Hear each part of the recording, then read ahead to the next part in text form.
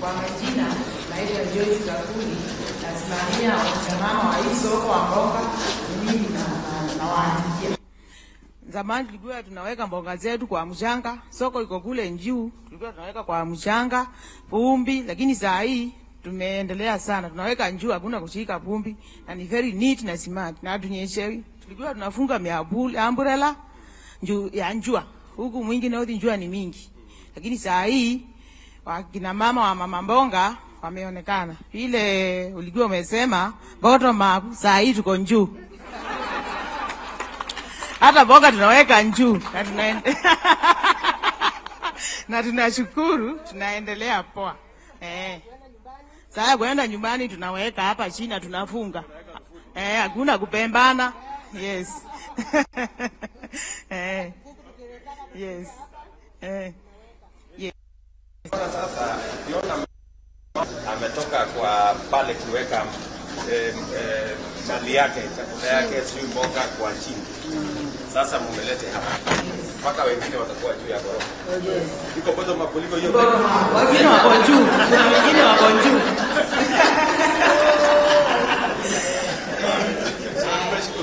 Hata tunachallenge wetu. Watu challenge. Haya challenge songa hapa unieleze. Wewe ndio mdosi ya kila mtu sasa. Ueleze. Jina langu ni Nyambuzi. Tunashukuru rais wetu kwa kutujengea soko sana.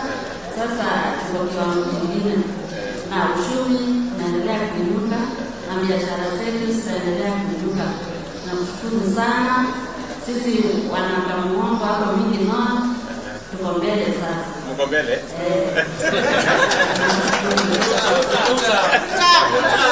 Nasema tuta.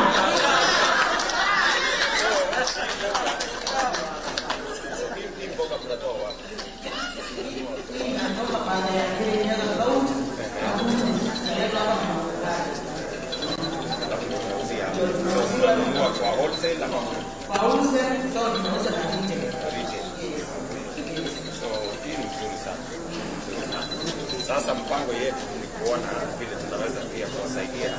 Sasa tuwe na damu ambayo inawasaidia pia kuzalisha sasa mboga nyumbani. Alafu pia kwa ile inatoka mbali pia tunataka kutengeneza hii barabara